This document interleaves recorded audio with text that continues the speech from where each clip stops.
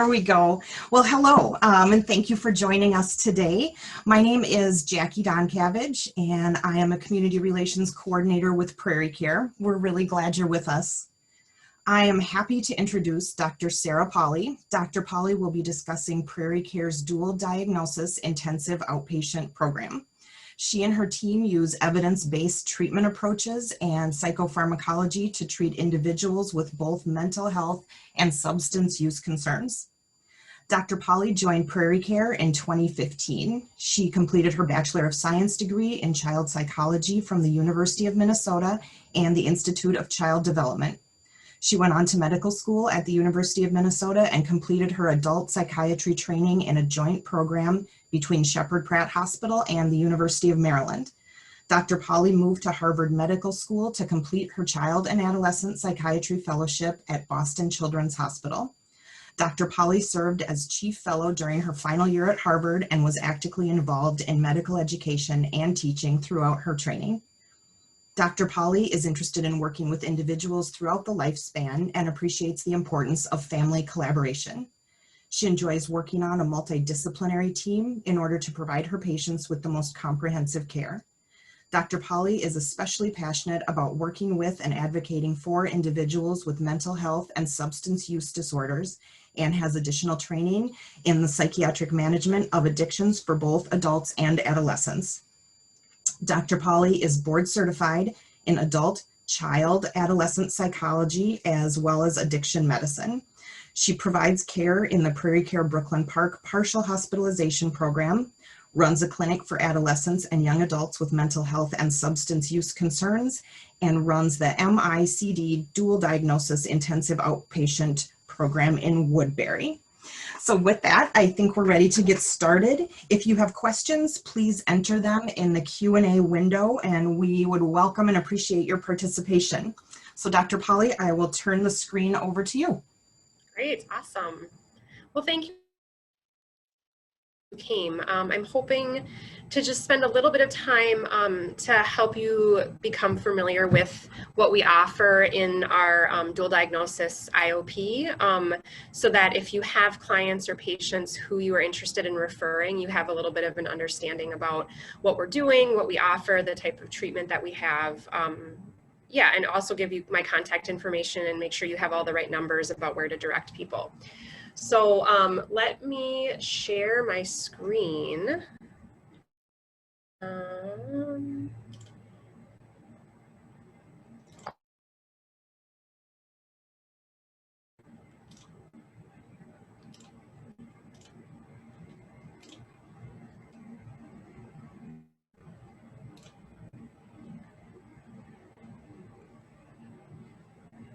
Okay. Can you guys see can the slides seen? I'm guessing, yes?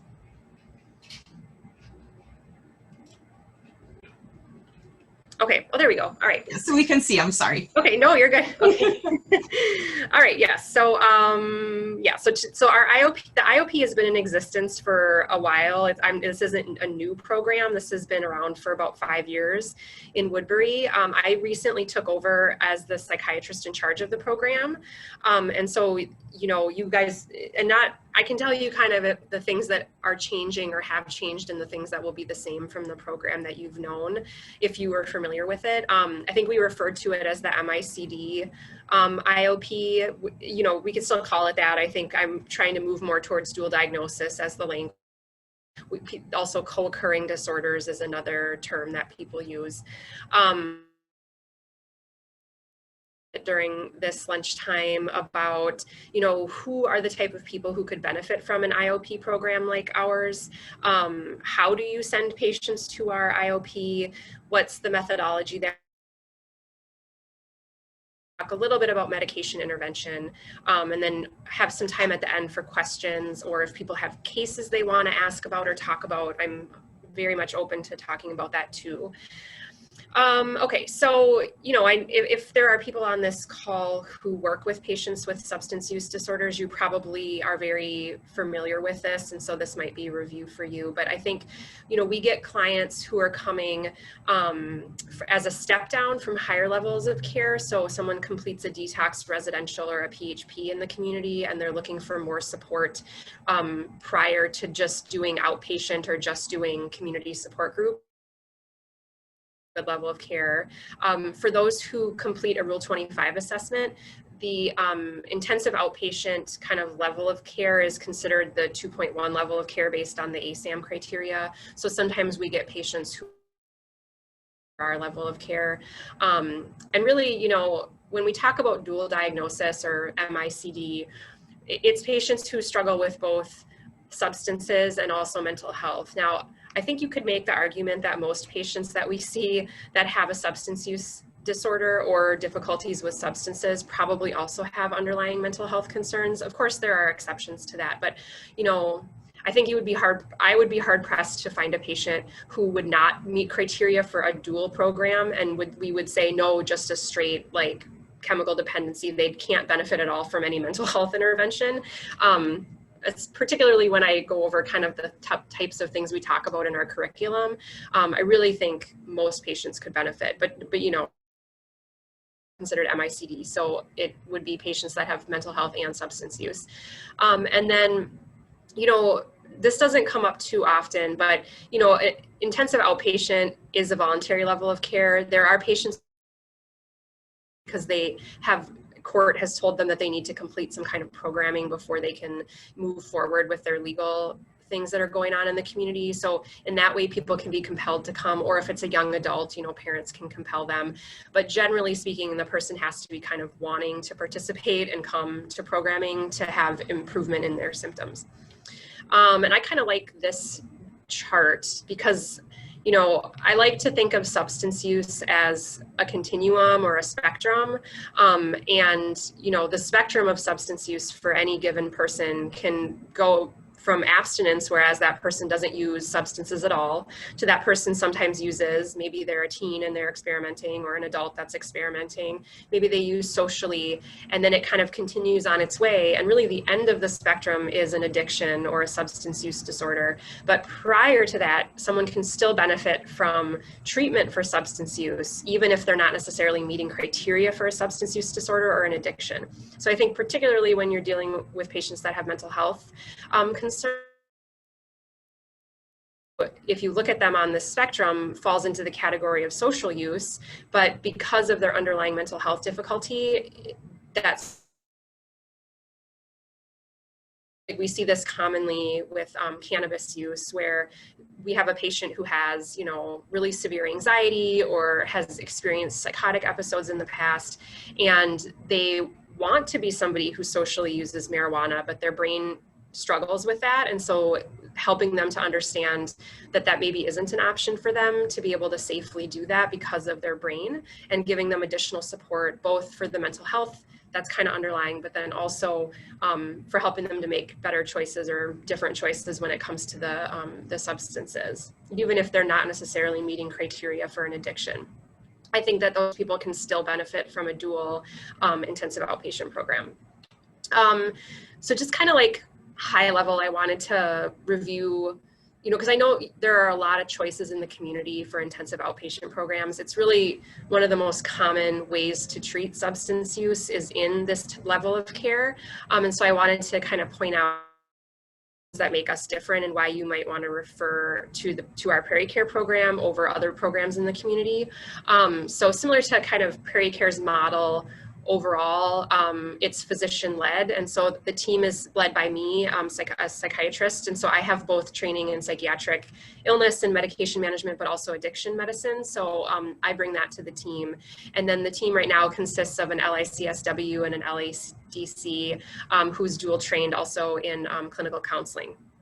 So I think we have a pretty solid team right now that has the capability to take care of patients, really take care of patients with significant mental health and also substance concerns. I am a Suboxone prescriber, and so when patients are in the program, they do have access to Suboxone. I will take them on for long-term maintenance management of Suboxone in my outpatient clinic. And so that's something that I feel proud about, is that patients can start, they can have access to that medication, and then they don't need to worry about who's going to manage that when they leave the program. I can take them on for now. And then we can do Vivitrol. NARCAN, I am a huge proponent of NARCAN. I think we need to, as addiction medicine doctors and psychiatrists, get as much NARCAN out in the community as we can. So I offer all my patients training and prescriptions for NARCAN, even if they don't think that they would need that for themselves, for them to, I say, give it to your friends, leave it in your car, whatever you can do to make sure that it's there when someone needs it. We use a multimodal treatment approach. So I guess the way that I like to think of it is we take kind of primary mental health interventions and we are applying them to substance use disorders, and then we're sprinkling in the things that we know work specifically for substance use, which may be outside of the mental health arena. And so, you know, we use CBT, DBT approaches, and then we use relapse prevention, motivational interviewing. We also can do family involvement if that's something that the patient or the family would like. We also have access to individual therapy outside of the group programming, and that's in addition to kind of the one-on-ones that the person will have with our with the group therapist. I find that to be really helpful for patients who come to us with trauma history, which a lot of them do, to help them learn about emotional regulation and grounding and you know, emotional modulation when they're talking about difficult things in group or hearing other people talk about difficult things. And again, I think because the program is led by a psychiatrist and we're part of a standalone mental health facility, we have the capability to treat individuals with more complex psychiatric needs. We get patients that have borderline personality disorder very frequently, chronic suicidal ideation, self-harm. So I think we're capable of helping patients with those concerns. And then I, myself and the team really place a particular emphasis on using evidence-based care for treatment of patients that have mental health and substance use concerns. I really feel strongly that we need to be doing kind of best practice when it comes to what do we know in research studies actually helps people that are struggling. And then making sure that our curriculum includes those things, that the way that we approach patients are, you know, values, how we treat people really reflects that as well. Just kind of like the nitty gritty details, that's the next couple slides. So we're located in Woodbury, physically in Woodbury. I put some little maps from Google Maps. We're right at the intersection of 94 and 494, 694. Right now in my next, it says this in a different slide, but currently because of COVID, we are all telehealth. We do ask that our patients come in person on their very first day to do their intake assessment and provide a urine drug screen on their very first day, but the rest of program is all telehealth. Now that's like a very dynamic situation, as I'm sure you guys all know. We have recurrent meetings, you know, once a month at least, where we're assessing, you know, is it time to move back into person? Do we think that people are not getting the care that they need because we're doing tele? And so I think that that's a moving target. And it'll be interesting, I think, for all of us to see as we go forward the role that telehealth will play in IOP programs in the future once there's not coronavirus, but that we have the infrastructure set up for telehealth. You know, will there be some patients on tele and some in person? I think it kind of remains to be seen. But yes, so it's in an office building, and then there's like ample parking and all of that stuff there for patients. And then so the details, so 18 plus, sorry, my light goes off sometimes if I don't move enough. So every so often I will push my chair back. This is my life now, right, with telehealth. Okay, so 18 plus right now. We don't have an adolescent IOP program. As you may or may not know, our PHP takes up through 18 if they're still in high school. And I work in the Brooklyn Park PHP program. We do have the capability of taking patients who may have more dual issues in our PHP, but this particular program, the intensive outpatient, is 18 plus, 4 days a week. I won't read all this because I know you guys can all read. When we're in person, we go 10 a.m. to 1 p.m. Because tele, we're doing till 12:30, and then that last half hour, we ask patients to stay available for individual check-ins or other types of things that are needed. And then our format is probably similar to most IOPs that you'll see. The first group, first half is like a, I guess I didn't have a great term for it. It's kind of like a skills / education / planning, right? We do like weekend planning on Fridays. They do weekend debrief on Mondays. They do skills work in their psychoeducation. That group is led by our LICSW. And then the process group is, just an interpersonal therapy group where they talk about, and that's led by our LADC. Topics include all kinds of things, as you can imagine. Again, a lot of trauma. And then we're currently working with a therapist at Woodbury to start offering art therapy once weekly to our patients. There's been interest expressed in that. And typically length of stay is about 12 weeks. That can flex depending on a patient's individual needs, of course. That's one thing I really feel strongly about is it is a group-based program, but trying to individualize it as much as possible. I don't want people to have to feel like they need to do things that are not helpful for them. And so if somebody wants to stay shorter, we typically can make that work. Oftentimes when we explain, well, then you'll be missing out on XYZ of the curriculum, people will be like, oh, actually, like we just had a patient recently who was like, oh, I actually think learning about distress tolerance would be really helpful. So maybe I will stay the full 12 weeks instead of leave.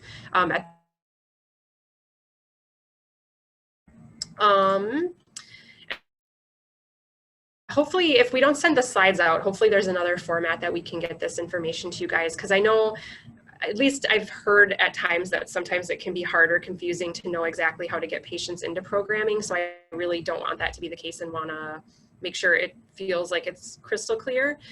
So my understanding is that there's two different ways. One is if the patient or the family is calling, and one is if it's a clinician that wants to call.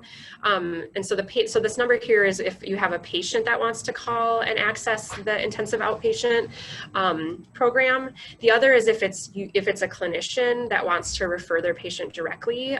That's the number that you can call, or you can email direct admissions and provide them with the information. And then my contact information is there too. I am more than happy to field emails or calls if someone has a client that they really want to refer, and either you've tried the other number and you feel like you've waited and nothing's happening, or it's like a special situation. You can always feel free to reach out to me. I have no problem with that at all. And like telehealth, we've actually, I'll talk a little bit about drug testing in a minute, but we've been using just collected during the program while the patient is on camera. Typically we do urine drug screens, but because of COVID, we found that this made the most sense for right now. Okay, so this is just kind of, again, an overview of the methodology that we use with our patients. So we're not a 12-step based program. We are more of a CBT, DBT, and skills-based program. We, 150% support patients who are interested in doing 12 steps, have sponsors, go to meetings out in the community, but that's not part of our curriculum. We do utilize some, information from Smart Recovery, which is another community support group format, which is based more in CBT. And so we do use some of their materials and handouts and teach patients about that and help them access that in the community if they're interested, in addition to or as an alternative to 12-step based groups. Again, we have a really strong focus on a lot of the DBT skills, so emotional regulation, how to reduce conflict in their lives, because we know that conflict in the home is one of the biggest contributors to relapse, and so teaching people to how to communicate and decrease the conflict that they're having helps people, and then helping to manage trauma symptoms. And then again, we do specifically do some more things that are traditional to like CD programs, like relapse prevention, psychoeducation about drugs and impacts on the brain, that kind of thing. We talk a lot about like values and helping people to match their behavior and their choices. This probably comes from patient-centered care, but also I know motivational interviewing uses that strategy a lot.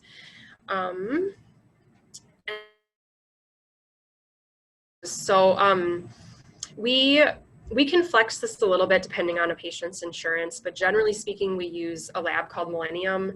The reason I like Millennium is because they can offer us definitive testing, which is different than like the cups that you get, that like the instant read cups.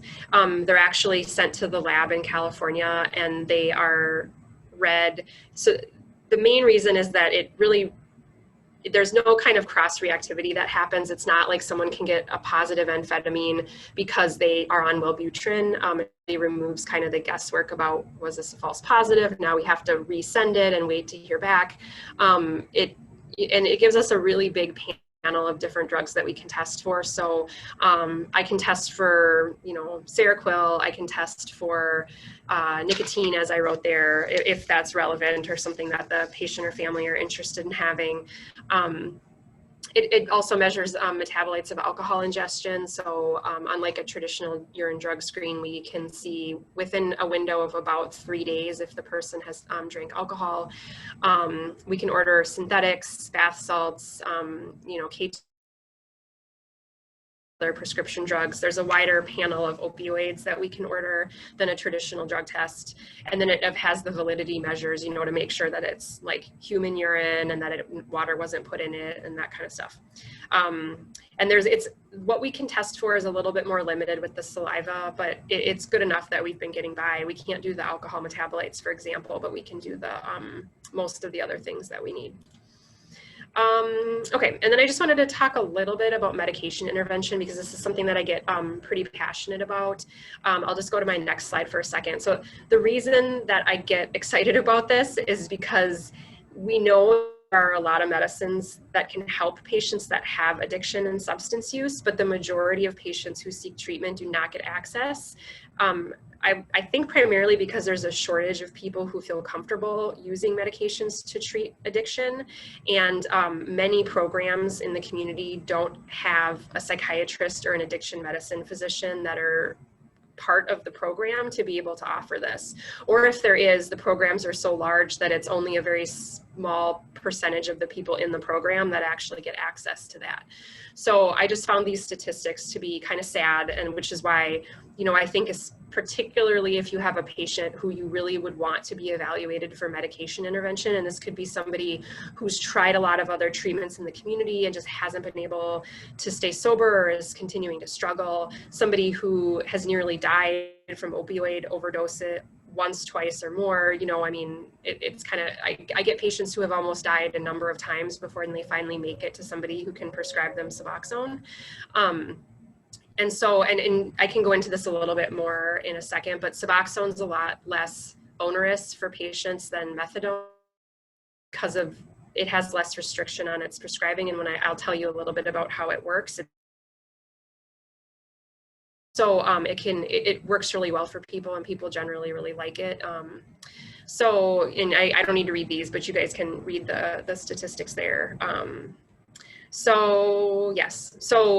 So again, and I think most of us now that work with patients with dual issues know this, but I think in the past, there was this thought like, well, you need to be sober before we can really understand what your mental health problems are, and we can't really treat your mental health issues until you're sober. And so there's really not any evidence that that's helpful to have people wait. And so, I really believe that we need to treat both at the same time. And so really it's about getting a good history. And as a psychiatrist, that's what we're trained to do, is get a good history. And so if I can find evidence that the patient struggled with something prior to the onset of their substance use disorder, then it usually is pretty clear that that's something that probably needs its own type of intervention. And if the situation's a little bit more murky, a lot of the medicines we use are pretty low risk. And so if somebody's telling me they're significantly depressed and they've also had recent alcohol use, which could be the reason that they're depressed, there's really not a lot of harm in treating them with an SSRI as part of a kind of a wraparound treatment plan to help them with that depression, because the goal would be to get them to a level of functioning and out of that state or free from those symptoms as quickly as possible. And so whatever we can do to help that happen is what we should be doing. Additionally, I think a lot of people become scared. I think it comes from a place of like clinician anxiety about prescribing patients things which could potentially be abused when they have a history of addiction, even if their drug of choice or they never had a history of misusing stimulants, but they do have a documented history of ADHD. And the literature now, the 10, 20 years, so it's not that recent, but really we should be treating underlying ADHD in individuals, and they should have a history of this in childhood. But again, part of me also being trained as a child psychiatrist is I think it helps me feel more comfortable with assessing if needed, right? Like I've talked to patients' moms before, even though they're 30 years old, to ask them, you know, about symptoms of ADHD from childhood. We talk about how did school go for you, what things were hard for you, like did you ever have special learning plans in school? I mean, things that I ask my child and adolescent patients all the time. I think that's helpful that I, you know, am familiar with doing that, because I can ask my adult patients those same questions, and then that helps me feel more comfortable in treating them for an ADHD if it is there. And, you know, there are best practices. I'm not going to give somebody, you know, IR Adderall to use. Yeah, I'm going to give people long-acting stimulants or stimulants which come in a prodrug form. So they need to be metabolized in the liver before they're active, things like that. But there's definitely, you should be treating ADHD in patients with substance use disorders, because it does help them with impulsivity, decision-making, executive functioning, and emotional regulation, which are all things that decrease their risk of relapse.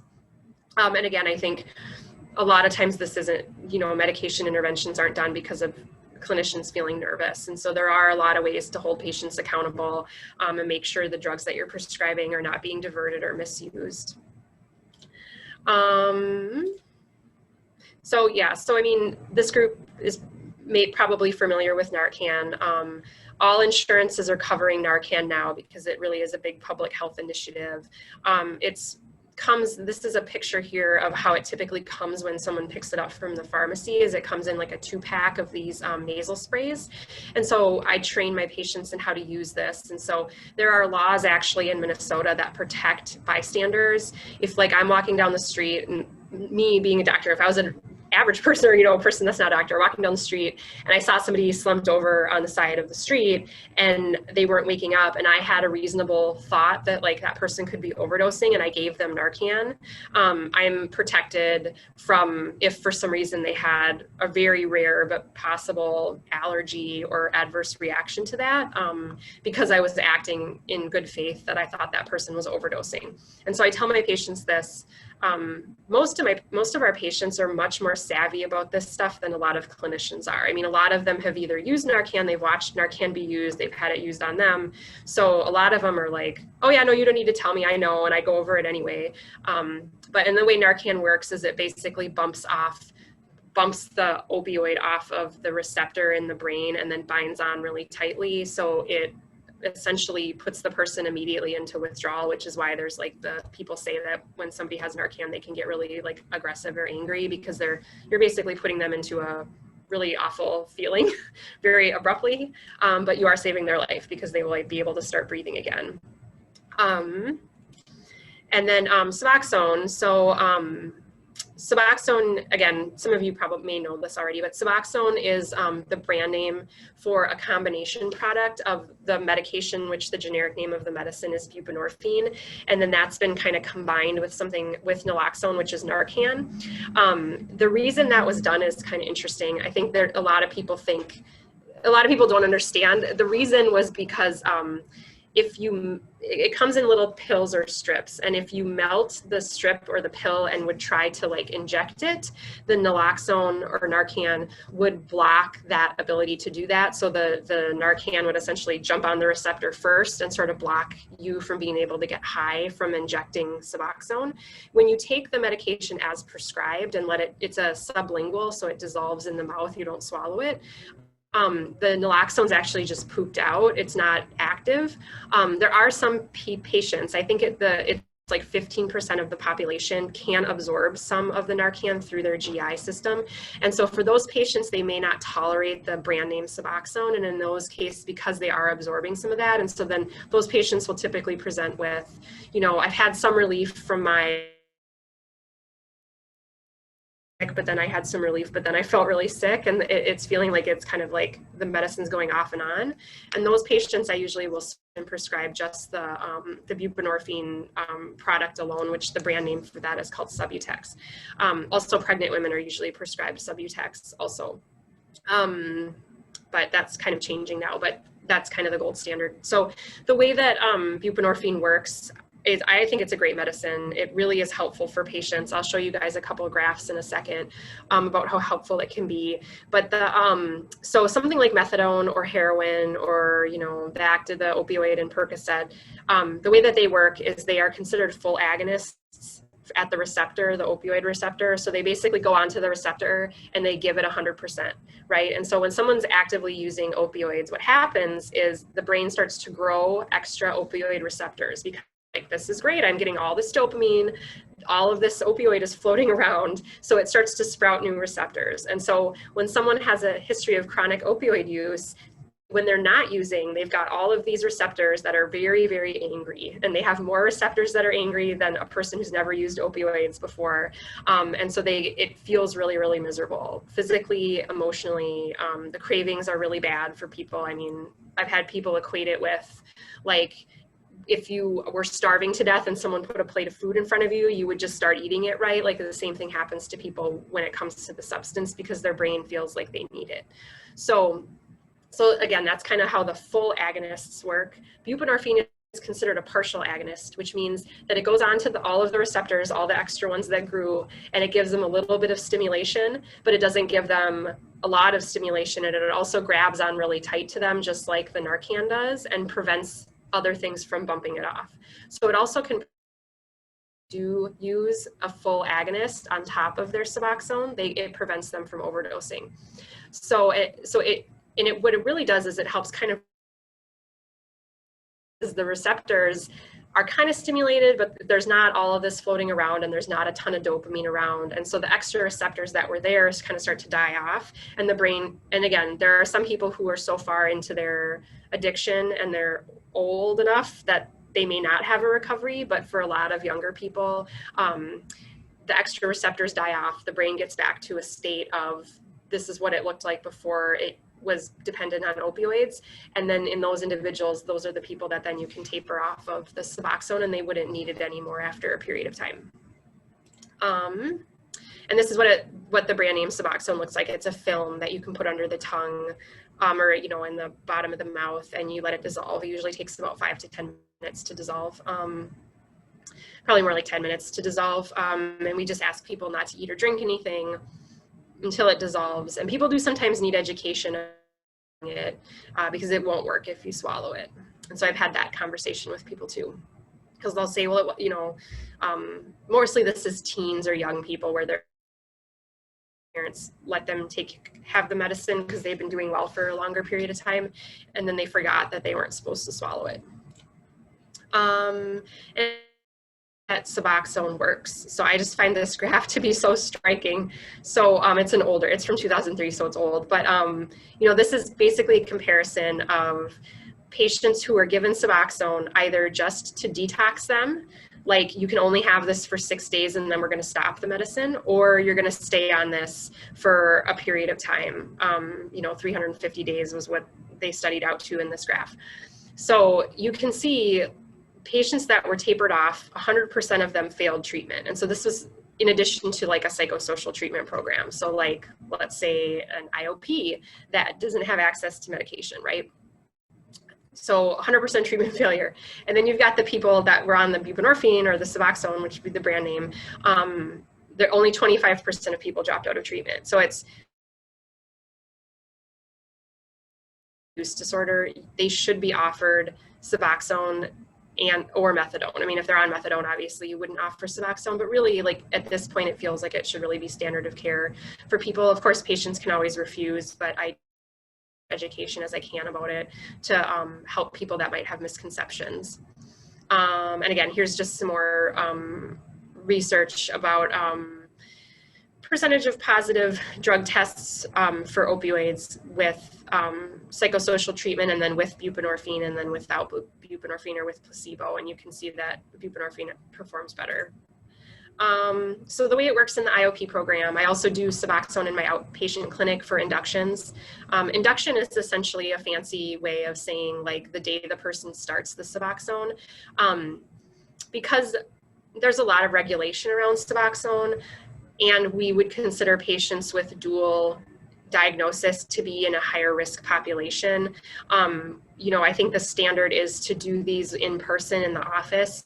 I've actually been doing them at home more now because of COVID, and in certain situations, risk of the person coming into the office, especially for an extended appointment of a couple of hours, doesn't really outweigh the benefit of potentially catching a precipitated withdrawal quicker, because most of my patients, if I educate them, they would just call me right away if they started to feel more sick, or I tell them to have someone else at home with them. Then that person's also educated about what to do if the person starts to get more sick.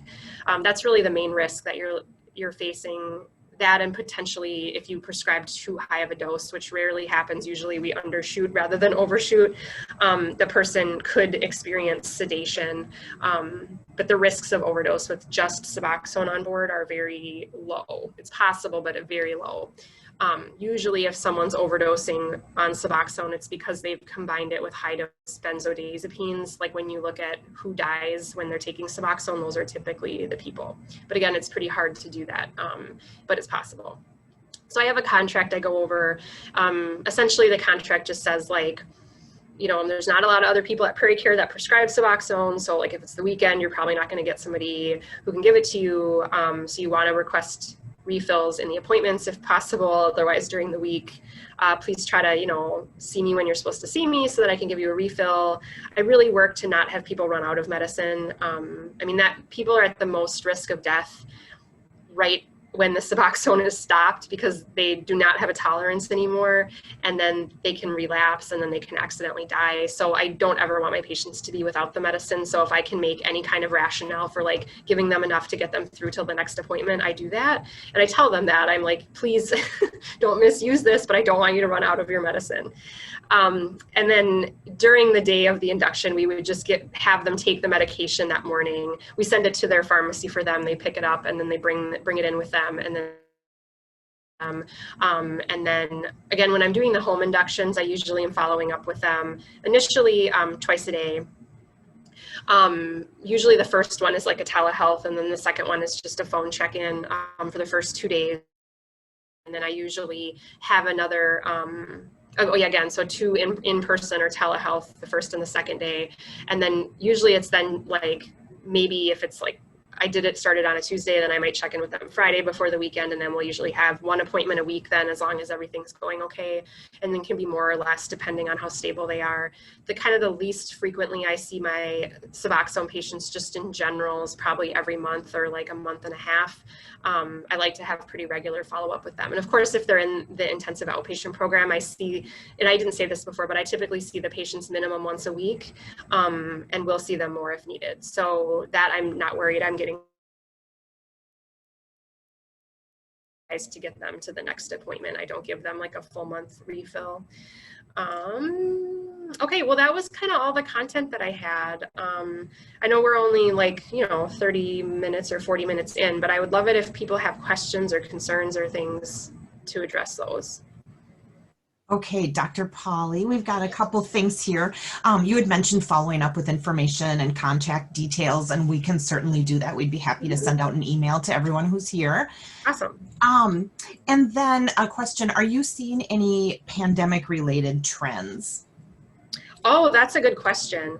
Yeah, I would say, unfortunately, I'm seeing a lot of people having a lot harder of a time. Just like across the board, and, for a lot of reasons, right? Like a lot of people with increase in psychosocial stressors. So lost their job, hours cut at work, sick family member, elderly parent that's sick. I've had patients, a lot of the patients with substance use disorders also kind of suffer from like failure to launch, right? So they've like still living with their parents, even though they're maybe in their 30s or 40s. And so then they have more anxiety about COVID, about not wanting to expose their parents by accident because they are living with them, oftentimes working in kind of like, frontline, like bartender or grocery store or gas station. And so not really having the choice to, if they still have a job, to like not work, but then at work they're not having access to the vaccine yet. And so just a lot of like stress and anxiety about that. I've actually also had a lot of patients tell me, well, handful of patients tell me that the like actual drug products that they're getting are different now, that the like in some way the pandemic has interrupted like the supply chain of like illegal drugs to Minnesota, and so they can't trust the products that they're getting. So the, you know, and I think we've seen that with increase in opioid deaths in Minnesota over the past couple months, because I think the products are laced with you know, other opioids that people don't anticipate will be in there, and so then they'll accidentally overdose and die because they're not familiar with the product anymore. I've heard that a fair amount. Same with methamphetamine. I've heard patients say that the products are different, and they can't, you know, estimate the potency like they could when they were getting them pre-pandemic. And you know, I think people's just general, you know, like helping patients to brainstorm, okay, well, if we're not going to use, and we're going to try to keep you busy, and we're going to try to help you with like behavioral activation to help you with your depression, we got to find some activities for you to do. Okay, it's like negative 10 degrees outside, and I guess you could go to the mall, but maybe only for, you know, wear a mask. And then, oh, I guess maybe you shouldn't be, I don't know, it's just hard to get to find things for people to do. So yeah, I just think a lot of people are struggling because of the pandemic. I mean, I wouldn't say that that's 100% true. I felt more hopeful at the beginning of the pandemic, actually, because I had some patients who it was actually like grounding for them to be around their families more, the ones that had more healthy family systems, and sort of have to stay at home and not be kind of like running around. And maybe that was my younger end of my patients. But I felt like that effect kind of wore off after the first like couple months. It was no longer like a protective factor that they were like kind of stuck at home. That's a great lead into the next one. So just regarding family involvement, what are their supports, ongoing supports, once someone has completed the program with family? Yeah, so so at PrairieCare, I feel like we're really lucky because we've got, you know, like multiple levels of care with multiple different types of providers. And so I have access to family therapists who are interested in working with adult patients and their families. So I have one young, well, he's probably not young anymore, but man that I've been seeing who's in like an full adult now. I think he's like in his early 30s, and he does family therapy with his mom and his grandpa, ongoing in the outpatient clinic. That was started during the intensive outpatient, and they found amazing benefit from that and decreasing the amount of conflict in their home, which has then had the result of both his feeling better and her mental health symptoms decreasing, but also the patient going longer periods of time between relapse and being a lot more successful. That is referrals here. Great. And then we have a question on length of time. So does someone need to attend all 4 days, or is there an option for 2 days? For example, New Way IOP clients could potentially, they're at 5 days a week currently. Could they step down to PrairieCare's? Yeah, that's a good question. So right now we don't do that. I know that there are other programs that will like flex, right? So like the person starts off with the 5 days a week and then they go down to like a 2 day a week. All of our patients do the 4 day a week. We don't have the option right now where they come only some of the days. I think, you know, probably what we would do is if a patient was feeling like the 4 day a week was too much, we would probably step them down to outpatient clinic level of care, and they would do, they would see an individual therapist and then myself. That's a good, have any like aftercare group necessarily. We do have aftercare with individual and psychiatry, but we don't have an aftercare group. Okay, great. And then kind of a follow-up to that, the question is, they're being offered in Brooklyn Park and Woodbury, correct? But this is just the IOP is specific to Woodbury? Yes, yep, that's right. So the IOP is specific to Woodbury. Right now it's telehealth, but physically we're located in Woodbury. I think the administration's open to us opening more sites if there is demand for that. I think in the past we tried to open one here in Brooklyn Park and we weren't able to get it full. So we've kept only the one in Woodbury for now. But yes, and then my clinic, I see patients in clinic via tele now, but in Brooklyn Park, and then eventually it will also be in Woodbury. So patients that are in the Woodbury IOP, they don't have to then drive to Brooklyn Park to see me in clinic.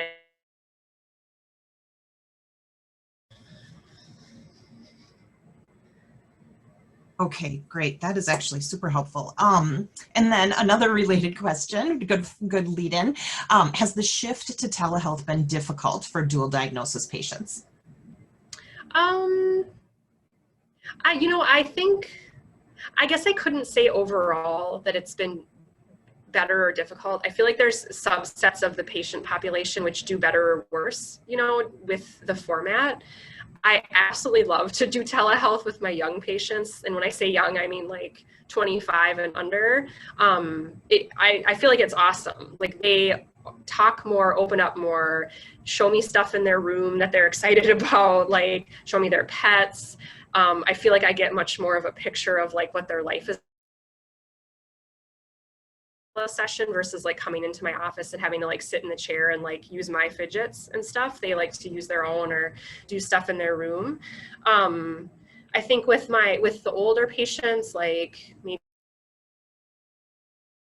definitely sense that for them it's more uncomfortable and they have a little bit harder of a time being able to like engage and feel connected in that way using the telehealth. Like in our IOP, for example, I think and if there's anybody else on this that works in this level of care and has moved to tele, I'm sure you guys can relate, but like, having to have discussions about like, okay, the camera needs to be like, the laptop needs to be tipped so that we're not just seeing your forehead. And then like, you need to move back a little bit. And then like, we got to get the audio working. And then, so I think that part can get in the way of care a little bit. Or, no, please don't bring your laptop into the kitchen and start making yourself like macaroni and cheese, like during the IOP. So I would say another thing, I was just talking to our therapist about this the other day for the program. I think a lot of our trauma patients feel in some ways more comfortable with the telehealth option because they're in a safe, familiar place and they can talk about things, but they're not kind of in this, or maybe at a more hypervigilant state like they would be if they were outside of their home. And so I've had 2 patients recently that told me that they actually really like the telehealth, can talk more openly. And these people, to be fair, these people I think are both in their late 20s, and so it could be an age thing too, but yeah, so I couldn't say over they like it more, and some people they don't like it. Okay. And then next up, what is your perspective of benzodiazepine use to manage anxiety? I have lots of clients that once they are prescribed them, they are no longer willing or interested in using other medications for anxiety. Yes. So benzodiazepines are a big challenge. I would say my views are kind of evolving. I think I was trained initially when I was in medical school, and not maybe more medical school, because when I did my training out in the East Coast, I think there was more of a like harm reduction, like these people are going to die probably, so we need to just do what we can do to keep them from dying, was kind of the more of the perspective. But I would say maybe more medical school here in Minnesota was like, no, you don't do that. You don't give patients with failure. They're not going to ever be able to get off of them. They're probably going to misuse them. It's going to trigger them and trigger their addictions, and they're going to get worse instead of better, right? So that was kind of, I think, my initial thoughts about it. Was I was really anxious myself about ever doing that because I did have those worries. I think as I've moved through my training, I have seen addiction specialists and psychiatrists successfully use benzodiazepines in patients with addiction. To me, the key is always to just be really transparent with people. Like that's how I've always approached these situations. So if I have a patient who's coming on super strong when I first meet them, like I need you to give me Ativan, Ativan's the only thing that helps me. I just try to be like, whoa, I'm feeling a little nervous. I just met you and you're asking me for Ativan, and I really want to help you with your anxiety, but like I don't see that you've tried a lot of other things that I think are helpful, or I don't think we've given them enough of a shot. I don't really feel comfortable giving you benzodiazepines right now. I think we need to like try some other things first. So I just try to be as non-judgmental, but also like, this is where I'm at, and what you're saying is making me think and feel as a psychiatrist, to like try to help to be on the same page. I never have any like, well, the only hard or fast rule that I have is I don't prescribe benzos to patients on methadone because I feel like that's really risky. And I don't want to be in a situation where somebody accidentally dies because they're on a full opioid agonist, which is the methadone, and then they're being given a benzodiazepine. I have prescribed benzodiazepines in combination with Suboxone, even though technically there is a risk there. I think the risk is smaller. And again, a lot of those patients I've inherited, so they've like come to me for care and they were already on benzos. And every appointment we talk about, when are you going to be ready to taper? When do you want to taper? And I do a lot of education about how benzos are, like, they're not. I mean, people become tolerant to them and they don't work in the way that they do when you first start them. And so we have to keep ramping the dose up. And there are some people where that's not the case, that you don't need, that they, continue to benefit, and we, but that's kind of more uncommon. And so, I tell people, I'm like, really, benzos are for like short term, like maximum 6-month use. They're not for like long-term management of your anxiety. There's no evidence to support that that's helpful for you. And so I don't want that to be our plan. But I try, I also try to meet people where they're at. So like, I have a guy now who's on Suboxone. He came to me on Suboxone and Valium, and really bad panic, been on the same dose of Valium for years and years and years, and Suboxone for that matter. He's been clean for probably, I think, like 10 or 12, like between 10 and 15 years he's been clean.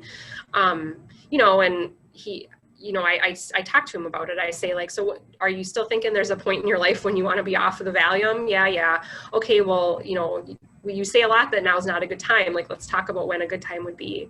But yeah, I think it's a tricky question. And I don't think that there's like, I don't like it when people approach that question with like a real black or white, like, nope. Because I do think that there, again, there are people who either I'm going to help, like, we're going to help them, or they're going to die, right? Like, they're going to go buy stuff and overdose and die. So can we do it a little safer? And can I try to help them? Or should I just like, not like say I'm not going to treat them and send them on their way? Okay. All right. So given the failure to launch situation with many, is privacy on telehealth ever an issue? Maybe some don't have their own devices. Yeah, that's a good question. Yes, we have a whole, like, explicitly talk about that at the beginning of the appointment, unless it's somebody who I've worked with a lot on tele, and so I know that they're in a secure place. But like, I have one patient, I don't know if this is the best idea, but he lives in a really small apartment with his mom, and he puts his coat and his like winter stuff on. He goes on the balcony with the laptop because he feels like that's the only place that his mom couldn't hear him. So yes, we always talk about that. And like, I want to ask you stuff. Do you think your mom, and I'm using mom because often it's the mom, but it could be the dad too. Like, do you think your mom can hear you? And then like, they usually do a good job of telling me like, yeah, I think she can hear me. And then I'll be like, okay, well, where do we think you could go where she couldn't hear you? Or I sometimes have them bring the family member back in or into the session. And I'm like, I'm worried. I really want to be able to have confidentiality. Like, what can we do? And then oftentimes the parents or the families are super respectful of that because they want the kid or the person to be open with someone about what's going on. And so then they'll say like, oh, no worries, I'll put my earbuds in and I'll go into the bedroom and I'll like put on the TV or whatever. So usually we can come up with a strategy that the patient feels like they have a confidential enough area. And same for the IOP. That's part of like the planning on that intake day is like, how are we going to do it? And we actually do have had patients during the pandemic who have chosen to bring a laptop in and sat in one of the conference rooms in our medical building to do the IOP. And that we can accommodate that too, if really they feel like if they're in a group living situation and don't have access to like a private.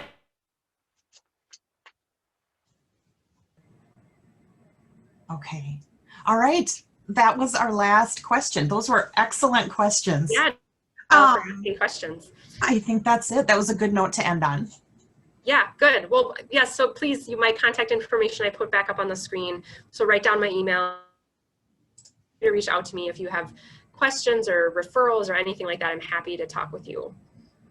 Great, and we will follow up via email. So Dr. Polley, thank you. This was wonderful. Yeah, and thank you everyone for being here. Have a great day. Okay.